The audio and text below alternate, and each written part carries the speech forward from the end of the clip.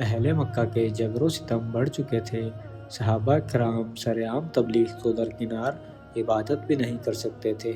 چھپ کر دین اسلام کی تبلیغ و عبادت کی جاتی تھی۔ صحابہ کرام کی تعداد اس وقت 39 تھی۔ ایک رات بیت اللہ کے سامنے عبادت کرتے ہوئے پیغمبر اسلام صلی اللہ علیہ وسلم نے اپنے پروردگار سے عجیب دعا کی۔ مانگی بھی تو عجیب شے مانگی، کسی کے وہم و گمان میں نہیں تھا کہ دعا میں یہ بھی مانگا جاتا ہے۔ اسلام کی برتری کی دعا کی جاتی، اہل مکہ کے ایمان لانے کی دعا کی جاتی، دنیا عالم میں اسلام کی اشاعت کی دعا کی جاتی، یا اہل مکہ کے ظلم و ستم کی بندش کے لیے ہاتھ اٹھائے جاتے۔ لیکن میرے عظیم پیغمبر صلی اللہ علیہ وسلم نے دعا کی کہ اے اللہ، عمر و ابن ہشام اور عمر بن خطاب میں سے کسی کو اسلام کی عزت کا ذریعہ بنا۔ نبی کریم صلی اللہ علیہ وسلم نے مکہ مکرمہ میں دو لوگوں کو نامزد کیا اور فیصلہ خدائے علام الغیوب پر چھوڑ دیا۔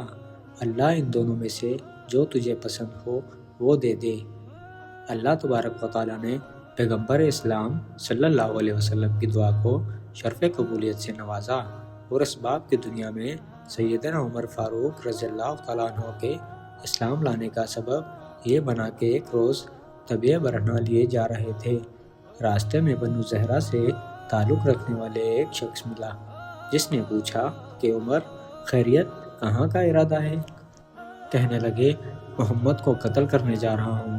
اس نے نئے دین کا اعلان کر کے مکہ والوں میں تفریق کر دی ہے، کیوں نہ اس قصہ کو ہی ختم کر دوں؟ بنو زہرہ سے تعلق رکھنے والے شخص نے کہا کہ عمر، اگر تم نے ایسا کیا تو کیا بنو ہاشم و بنو زہرہ تم سے انتقام نہیں لیں گے؟ کہنے لگے، لگتا ہے کہ تم بھی اس نئے دین میں شامل ہو چکے ہو۔ انہوں نے کہا کہ پھر پہلے اپنے گھر کی خبر تو لو، تمہاری بہن و بہنوئی مسلمان ہو چکے ہیں۔ جلال میں نکلنے والے عمر سیدھا بہن کے گھر پہنچتا ہے۔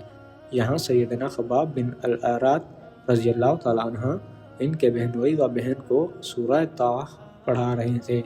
باہر سے آواز سنی اور دروازے پر دستک دی۔ اندر سے پوچھا گیا، کون؟ عمر نام سنتے ہی سیدنا خباب چھپ گئے۔ عمر نے آتے ہی پوچھا، تم لوگ کیا پڑھ رہے تھے؟ انہوں نے بات ٹالتے ہوئے کہا کہ ہم آپس میں باتیں کر رہے تھے۔ کہنے لگے، میں نے سنا ہے کہ تم نے نئے دین میں شامل ہو گئے ہو۔ بہنوئی نے کہا کہ ہاں عمر، وہ دین تیرے دین سے بہتر ہے، تو جس دین پہ ہے یہ گمراہ راستہ ہے۔ بس سننا تھا کہ بہنوئی کو دے مارا زمین پر۔ بہن چھڑانے آئی تو اتنی زور سے اس کے چہرے پر تماچا رسید کیا کہ ان کے چہرے سے خون نکل آیا۔ بہن کے چہرے پر خون دیکھ کر غصہ ٹھنڈا ہوا اور بہنوئی کو چھوڑ کر الگ ہو بیٹھے اور کہنے لگے کہ اچھا لاؤ دکھاؤ، تم کیا پڑھ رہے تھے؟ بہن نے کہا کہ تم ابھی اس کلام کے آداب سے ناواقف ہو۔ اس کلام مقدس کے آداب ہیں، پہلے تم وضو کرو پھر دکھاؤں گی۔ انہوں نے وضو کیا اور سورہ طاح پڑھنی شروع کی۔ یہ پڑھتے جا رہے تھے اور کلام الہی کی تاثیر قلب کو متاثر کیے جا رہی تھی۔ خباب بن ارت رضی اللہ عنہ یہ منظر دیکھ کر باہر نکل آئے اور کہنے لگے، عمر، کل رات نبی کریم صلی اللہ علیہ وسلم نے بارگاہ خداوندی میں دعا کی تھی کہ اللہم اعز اسلام بعہد الرجال اما ابن ہشام و اما عمر بن الخطاب۔ اور ایک دوسری روایات میں الفاظ کچھ اس طرح سے ہے کہ اللہم اعز الاسلام بابی الحکم بن ہشام و بعمر بن الخطاب۔ اے اللہ، عمر بن ہشام یا عمر بن الخطاب میں سے کسی کو اسلام کی عزت کا ذریعہ بنا، یہ ان میں سے کسی ایک کے ذریعے اسلام کی تائید فرما۔ اے عمر، میرے دل نے گواہی دی تھی کہ یہ دعائے پیغمبر صلی اللہ علیہ وسلم عمر بن خطاب کے حق میں پوری ہوگی۔ اس سیدنا خباب بن ارت رضی اللہ عنہ سے سیدنا عمر رضی اللہ کہنے لگے کہ اچھا تو بتاؤ، محمد صلی اللہ علیہ وسلم کہاں ہیں؟ میں ان سے ملنا چاہتا ہوں۔ انہوں نے بتایا کہ صفا پہاڑی پر واقع ارگم رضی اللہ عنہ کے مقام میں قیام پذیر ہیں۔ سیدنا عمر رضی اللہ عنہ چل پڑے۔ درے پہ مقیم صحابہ کرام رضی اللہ عنہ نے جب دیکھا کہ عمر آ رہا ہے اور ہاتھ میں ننگی تلوار ہے تو گھبرائے ہوئے آقا حضرت صلی اللہ علیہ وسلم کو بتایا۔ وہی اسد اللہ و رسول سیدنا حمزہ بن عبد المطلب رضی اللہ تعالیٰ عنہ بھی تھے۔ وہ فرمانے لگے، آنے دو، اگر ارادہ نیک ہے تو خیر ہے اور اگر ارادہ صحیح نہیں تو میں اس کی تلوار سے اس کا کام تمام کر دوں گا۔ جب سیدنا عمر رضی اللہ تعالیٰ عنہ وہاں پہنچے تو پیغمبر اسلام صلی اللہ علیہ وسلم پر نزول وحی جاری تھا۔ چند لمحوں بعد آپ صلی اللہ علیہ وسلم نے عمر سے فرمایا، اے عمر، تم کس چیز کا انتظار کر رہے ہو؟ کیا ابھی وقت نہیں آیا کہ تم اسلام قبول کرو؟ بس یہ سونا تھا کہ فوراً کلمہ شہادت پڑھتے ہوئے دائرہ اسلام میں داخل ہو گئے۔ اصحاب رسول صلی اللہ علیہ وسلم نے حضرت عمر رضی اللہ تعالیٰ عنہ کے اسلام لانے کی خوشی میں اس زور سے نعرہ تکبیر بلند کیا کہ صحن کعبہ میں بیٹھے ہوئے کفار و مشرکین نے بھی سنا، اور اس نعرے کی آواز سے وادی مکہ گونج اٹھی۔ پھر نبی رؤوف و رحیم صلی اللہ علیہ وسلم نے سیدنا عمر رضی اللہ عنہ کے سینہ مبارک پر دست اقدس رکھا اور دعا فرمائی، اللہم اخرج ما فی صدری من غل و ایدی الایمان، یا اللہ اس کے سینے میں جو کچھ میل کچیل ہو وہ دور کر دے اور اس کے بدلے ایمان سے اس کا سینہ بھی بھر دے۔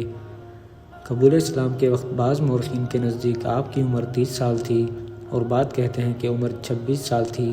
مصر کے ایک بہت بڑے عالم مفسر قرآن جناب علامہ طنطاوی نے عجیب جملہ کہا ہے کہ حقیقت یہ ہے کہ عمر اس گھڑی پیدا ہوئے اور یہیں سے ان کی تاریخ زندگی کا آغاز ہوا۔ مفسر قرآن سیدنا عبداللہ بن عباس رضی اللہ عنہ فرماتے ہیں، قال رسول اللہ صلی اللہ علیہ وسلم لما اسلم اتانی جبرائیل فقال استبشر اہل اسما بے اسلام عمر، یعنی حضور سرور کائنات صلی اللہ علیہ وسلم نے فرمایا، جبرائیل میرے پاس آئے اور کہا، آسمان والے عمر کے قبول اسلام پر خوشیاں منا رہے ہیں۔ چند ہی لمحوں بعد سیدنا عمر رضی اللہ تعالیٰ عنہ نے فرمایا، اے اللہ کے نبی، کیا ہم حق پر نہیں ہیں؟ آپ صلی اللہ علیہ وسلم نے اس بات میں جواب دیا تو فرمانے لگے کہ پھر چپ کر عبادت کیوں کر رہے ہیں؟ چلیے خانہ کعبہ میں چل کر عبادت کرتے ہیں۔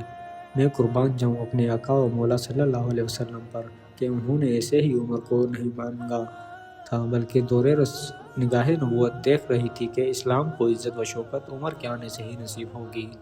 حضور اکرم صلی اللہ علیہ وسلم نے صحابہ کرام رضی اللہ تعالیٰ عنہ کو 2 صفوں میں تقسیم کیا۔ ایک صف کے آگے اسد اللہ و رسول سیدنا حمزہ رضی اللہ تعالیٰ عنہ چل رہے تھے، اور دوسری صف کے آگے مراد رسول پیغمبر اسلام صلی اللہ علیہ وسلم کے لیے عطائے خداوندی یعنی سیدنا عمر فاروق رضی اللہ تعالیٰ عنہ چل رہے تھے۔ مسلمان جب خانہ کعبہ میں داخل ہوئے تو کفار مکہ نے دیکھا، نظر پڑی حمزہ پر اور عمر پر تو بڑے غمگین ہوئے، لیکن کس میں جرات تھی کہ کوئی بولتا۔ اس دن سے مسلمانوں کے لیے تبلیغ دین میں آسانی پیدا ہوئی، اور یہی وہ دن تھا جب اللہ کے نبی پاک صلی اللہ علیہ وسلم نے فرمایا تھا کہ ان اللہ جعل الحق علی لسان عمر وقلب وهو الفاروق، اللہ تعالیٰ نے سچ کو عمر کے قلب و لسان پر جاری کر دیا اور وہ فاروق ہیں۔ اللہ تعالیٰ نے اس کے ذریعے حق و باطل میں فرق کر دیا۔ جناب سیدنا عبداللہ رضی اللہ تعالیٰ عنہ فرماتے ہیں کہ اللہ کی قسم ہم کعبہ میں نماز نہیں پڑھ سکتے تھے یہاں تک کہ حضرت عمر رضی اللہ عنہ اسلام لائے۔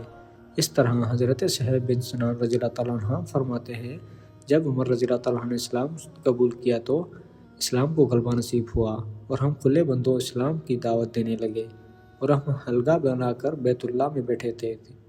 ہم بیت اللہ کا طواف کرنے لگے، اور ہم پر اگر کوئی زیادتی کرتا تو ہم اس سے بدلہ لیتے تھے۔ کچھ اسی قسم کے تاثرات فقیہ الامت سیدنا عبداللہ بن مسعود رضی اللہ تعالیٰ عنہ کے بھی ہیں۔ وہ فرماتے ہیں کہ عمر کا اسلام قبول کرنا ہماری کھلی فتح تھی، اور عمر کا ہجرت کرنا ہمارے لیے اللہ تعالیٰ کی نصرت خاص تھی، اور آپ کی خلافت تو ہمارے لیے سراپا رحمت تھی۔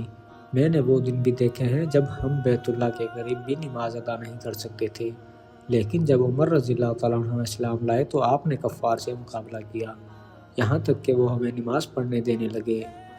نبی کریم صلی اللہ علیہ وسلم فرماتے ہیں کہ اے ابن خطاب، اس ذات پاک کی قسم جس کے دست قدرت میں میری جان ہے، جس راستے پر آپ کو چلتا ہوا شیطان پا لیتا ہے وہ اس راستے سے ہٹ جاتا ہے، وہ راستہ چھوڑ کر دوسرا راستہ اختیار کرتا ہے،